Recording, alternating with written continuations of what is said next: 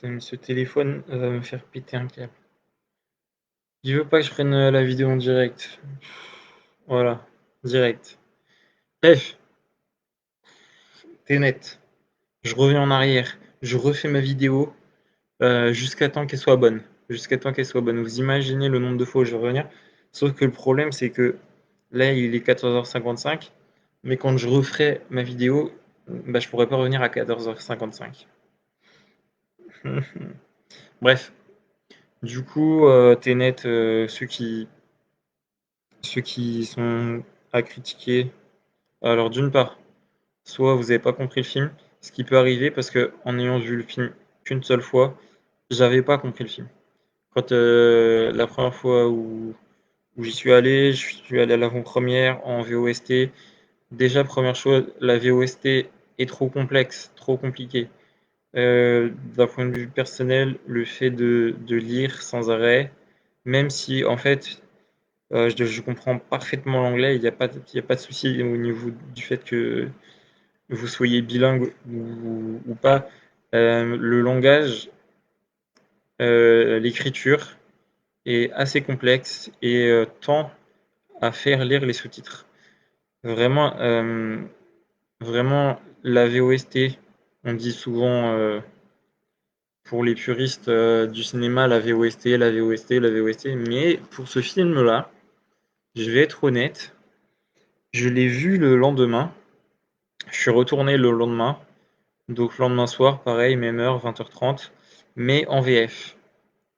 Et en VF, deuxième lecture du film, ah, j'ai kiffé, j'ai vraiment adoré, j'ai vraiment trop aimé. Il y a plein d'éléments que je n'avais pas saisis à la première lecture que j'ai compris à la deuxième lecture.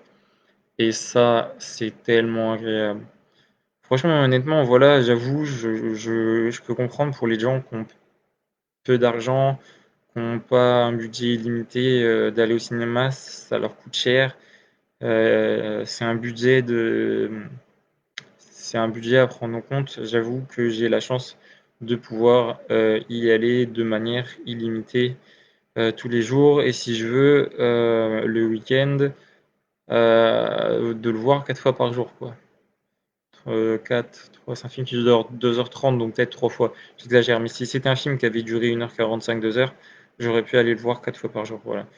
Donc vraiment, honnêtement, première lecture, c'est vraiment très difficile.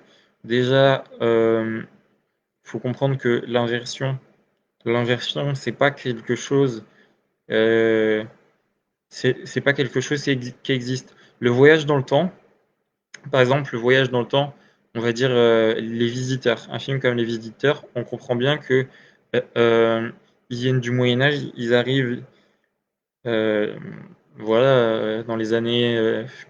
Quand est-ce qu'ont été créés ces films? Dans les années, fin des années 90. Là, on comprend qu'il y a un choc entre le passé du Moyen Âge et le voyage dans le temps. Vraiment, là, non, c'est vraiment en fait, il y a une inversion. Le temps continue de s'écouler, mais tu peux revenir en arrière comme ça en fait. En fait, tu fais comme ça. Tac, tac. Donc à un moment, tu peux décider de revenir comme ça en arrière et changer le déroulement des choses, ce qui fait que ce qui devait faire ça, et ben fera peut-être ça en fonction de toi quand t'as fait ton inversion.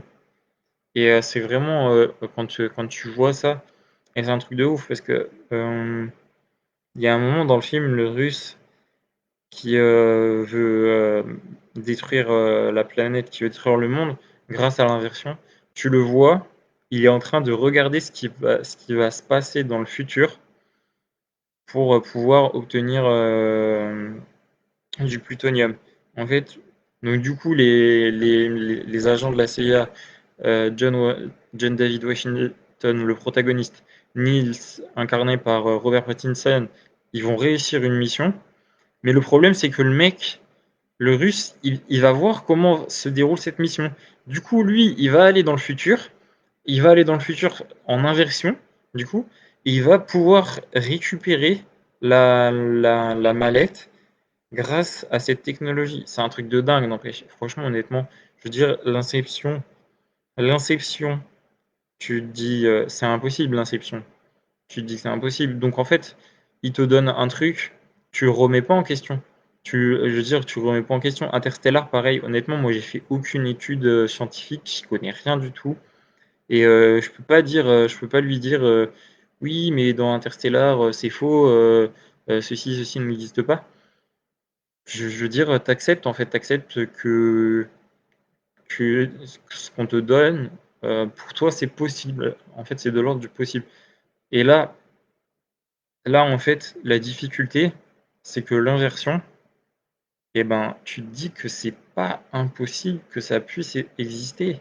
C'est pas non plus un truc, comment dire, faut vraiment, si tu te penches sur le sujet, tu te dis, ah ouais, d'accord, ok.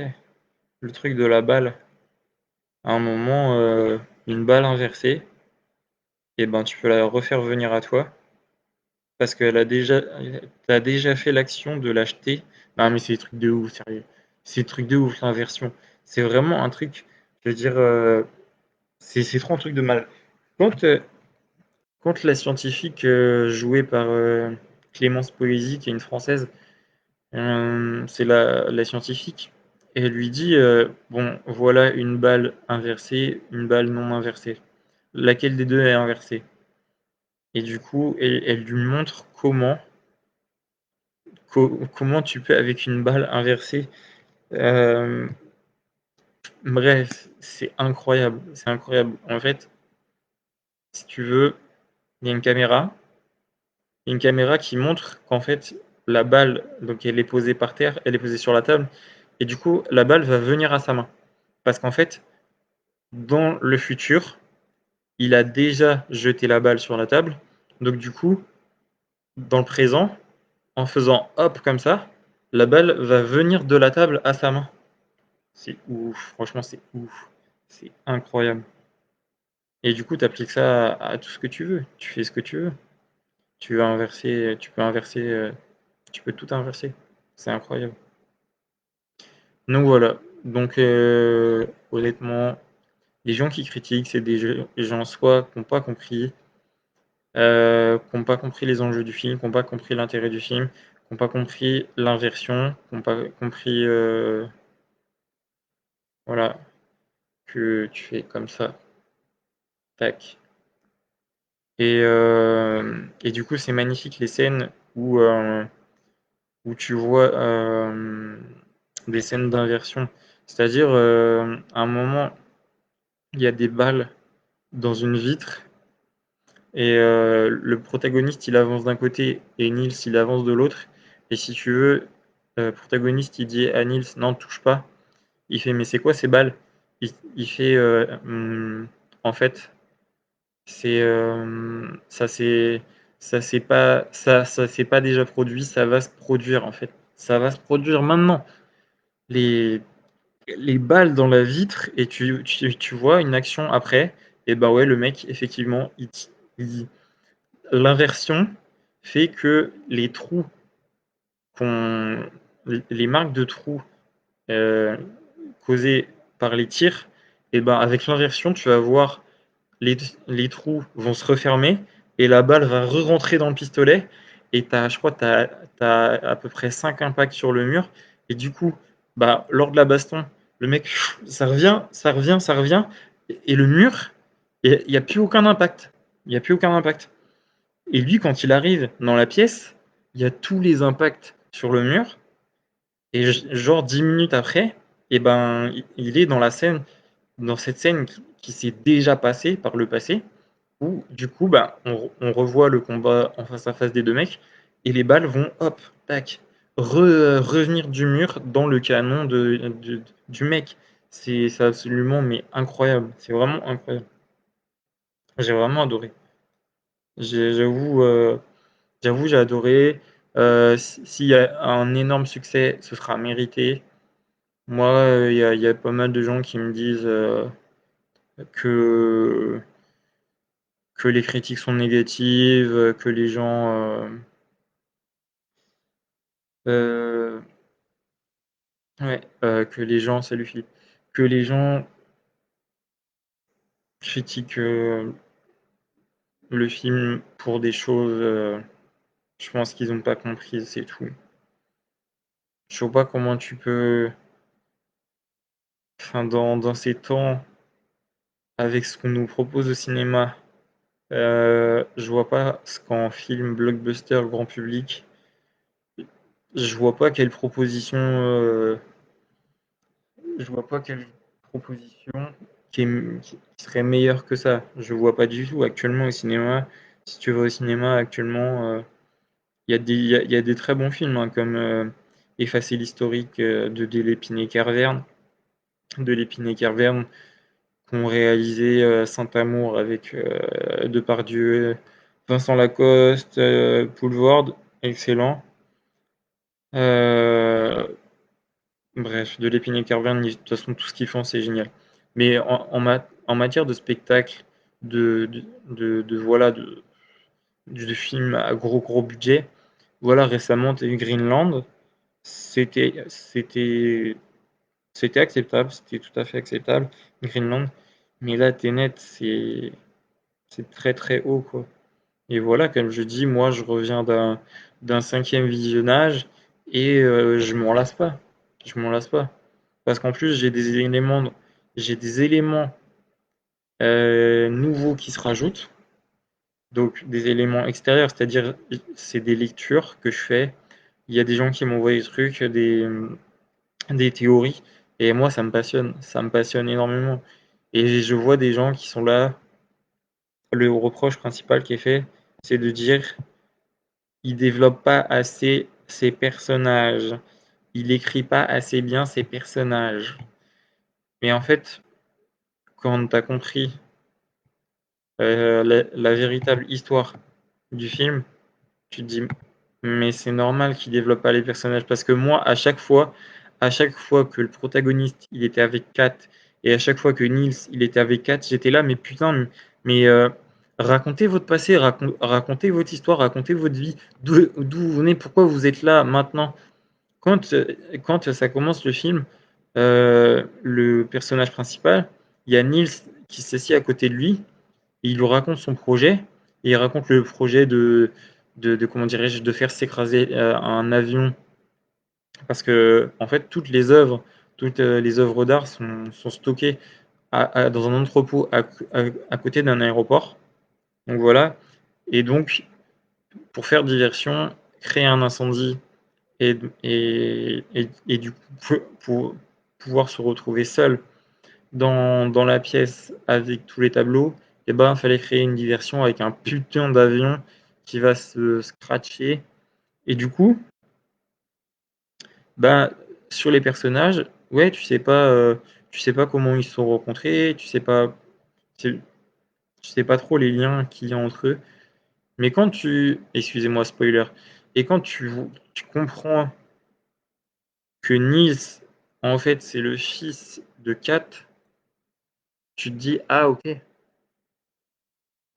Et tu te dis, à la fin du film, c'est pas anodin que la fin du film finisse sur Kat et le fils. Ça finit pas sur le protagoniste, ça finit sur Kat et le fils. C'est comme Inception. Ça finit pas, Inception ne finit pas sur Leonardo DiCaprio. Le dernier plan final d'Inception, c'est c'est pas l'histoire de la toupie, c'est les enfants. C'est les enfants. Pendant tout le film, c'est rabâché, revenu cette image dans le film d'Inception où tu vois ces enfants, ces deux enfants qui jouent dans le jardin. Et à la fin d'Inception, DiCaprio, il arrive effectivement chez lui et il voit ces deux enfants, comme si c'était une vision, dans son jardin, en train de jouer dans le jardin, avec après la toupie qui tombe. Et ben là, c'est pareil. Moi, je l'attendais, cette image-là. J'attendais que, effectivement, il y a un truc avec Kat. Et, et j'ai aussi une idée, c'est que dans l'inversion, tu peux aller tellement loin dans le temps qu'effectivement, c'est possible que ce soit le fils de Kat, à savoir Nils, qui est dit au protagoniste le jour exact où,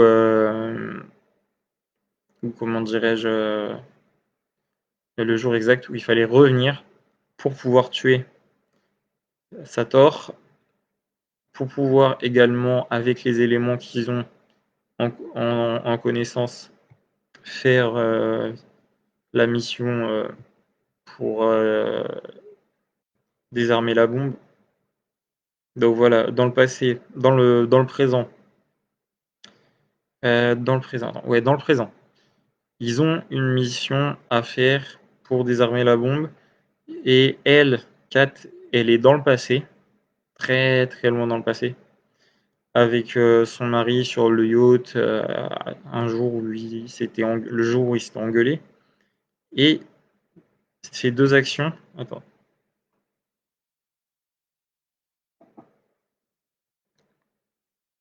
passé, présent. Et à un moment, ça fait ça, ça fait ça, ça fait ça, ça fait ça. Et à ce moment ici, il faut que Kat, elle tue son mari et que eux, ils arrivent à empêcher l'explosion de la bombe. Voilà, c'est ça le truc. C'est et cette bataille. En soi, je comprends pas qu'on puisse critiquer ce film. Je comprends pas. Faut arrêter de dire ouais c'était nul, c'était de la merde, sans aucun argument. Parce que parce que voilà, les arguments que je vois, c'est ridicule. Les gens sont mauvais, de mauvaise foi. Euh, Moi, j'avoue que j'admire ce que fait Christopher Nolan parce que il arrive à inventer de nouvelles choses sans arrêt et c'est très difficile, franchement, au cinéma de nos jours, de proposer des choses qu'on n'a pas déjà vues. Des choses qu'on n'a pas déjà vues, c'est très difficile. Donc voilà, pour moi, l'inversion, c'est un truc nouveau. Je sais pas si dans le futur, il y en aura d'autres qui utiliseront ça parce que c'est pas de Retour vers le futur, c'est pas ça, hein. C'est pas du tout un Retour vers le futur. C'est pas du tout ça. Il n'y a pas une machine à un moment donné qui te permet d'arriver à telle date et puis après tu reviens à ta date d'avant. C'est pas ça. C'est quand tu vas dans le passé, tu peux modifier le passé, mais du coup ça va impacter le futur. Ça veut dire, comme il dit à un moment, si si tu tues ton père, non ton grand-père, si tu tues ton grand-père dans le passé, c'est-à-dire tu fais une inversion jusqu'à quand ton grand-père il était en vie et tu le tues. Bah du coup ton père il va pas naître et toi tu vas pas naître. Voilà. Ça c'est l'inversion. Alors que Retour vers le futur, c'est ah bah dans le passé je vais tuer mon père et quand je reviens dans le présent, mon père il a toujours été vivant, il a toujours existé puisque je suis là dans le présent. Alors que l'inversion, non, non. L'inversion, c'est pas ça. L'inversion, et on le voit avec Kat, l'inversion, c'est vraiment quand tu vas dans le passé, tu changes des éléments, tu changes des, comment dirais-je, des, voilà, des moments du passé, tu changes certains actes, tu changes certaines actions, tu changes certaines choses, mais quand le temps va avancer et que tu vas te retrouver au moment où tu as fait ton inversion, et ben, les actes que tu as fait par le passé auront eu un impact. Si, si là, dans le présent, moi, je connais quelqu'un qui a violé 40 nanas, et ben, je vais revenir en arrière au jour où il a voulu tenter de violer la première nana. Je suis désolé, je sais pas pourquoi je parle de viol. Et du coup, je sais pas, j'en sais rien, je l'attache, je le menotte, j'appelle les flics. Je sais pas ce qui, enfin, je sais pas, j'en sais rien, ou je le tue. Donc, on va dire, on est dans un monde sans foi ni loi. Voilà, je sais que maintenant, dans le présent, il en a violé 40. Du coup, hop, je vais en inversion dans le passé. Vu que je sais ce qu'il va faire, et ben, le gars, je l'élimine. Voilà. Donc, pareil, quelqu'un, imaginons, je sais que Disons, aujourd'hui, on a tué ma sœur, ma femme, ma fille, peu importe. Eh ben, désolé, mec. Si je sais que l'inversion est possible, eh ben voilà, je vais changer les choses. Et du coup, je vais pas faire comment dire, hop, je vais dans le futur et je change. Non, non, non, non, non, l'inversion.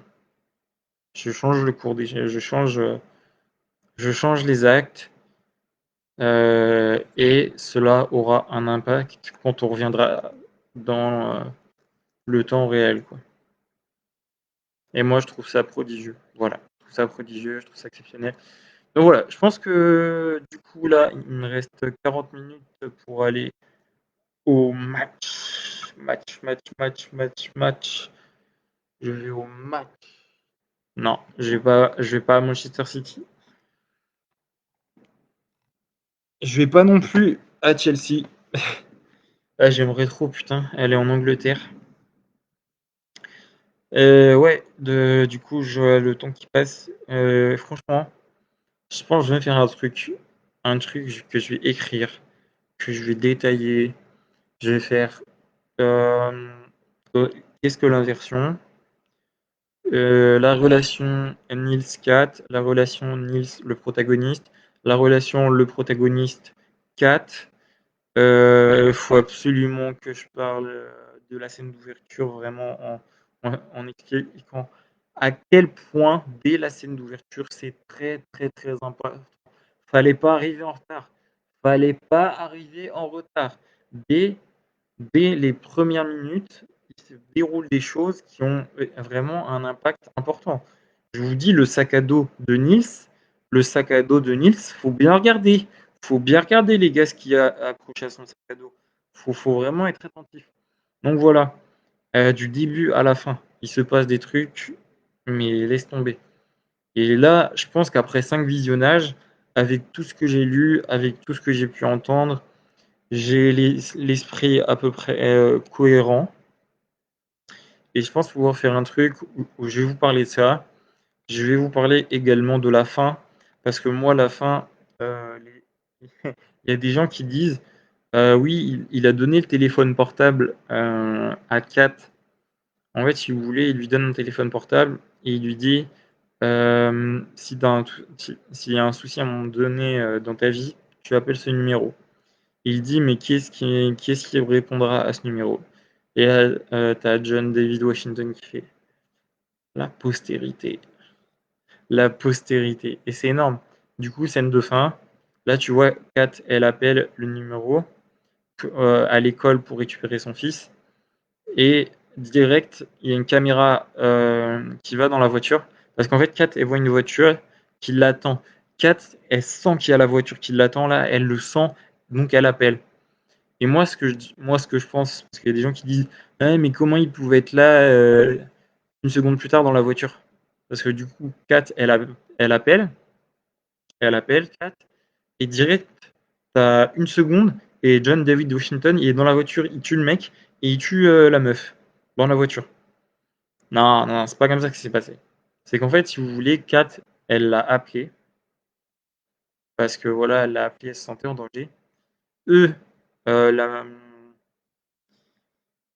la meuf et le mec qui sont dans la voiture pour la tuer. En fait, si vous voulez, c'est la dernière personne sur Terre, en dehors de Niels, le protagoniste, et le troisième mec qui a aidé pour empêcher que la bombe explose, qui est joué par Aaron Taylor Johnson. Je sais plus son nom dans le film, mais bon, bref, c'est le grand mec baraqué, costaud, bien barbu. Et du coup, c'est les trois plus elle, à savoir que Sator a été tué, que la fin du monde a été empêchée. Et voilà. Et les deux qui sont dans la bagnole, eux aussi le savent.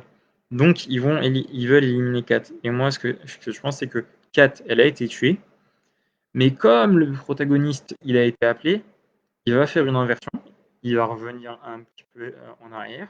Du coup, il sait quel jour il a été appelé. Il sait quelle heure il a été appelé, quelle minute, quelle rue, machin. Donc, ce qu'on arrive dans le film, Kat, elle appelle, lui, il se retrouve dans la bagnole et tue les deux. Mais en fait, je pense que c'est une inversion. Donc du coup, faut arrêter de critiquer cette scène-là. C'est pas elle a appelé et directement il est arrivé dans la bagnole pour la sauver. Non, non, c'est pas comme ça. Donc ça aussi, en fait, je pense que je vais parler le début du film, la fin du film et l'explication du film. Je pense que je vais en avoir pour pas mal de temps. Voilà, les amis, moi, direction le match. Ça va être triste. 5000 personnes dans un stade de 30 000 places. Donc on va être 5000. Et il fait un tour de merde dehors. Mais c'est pas grave.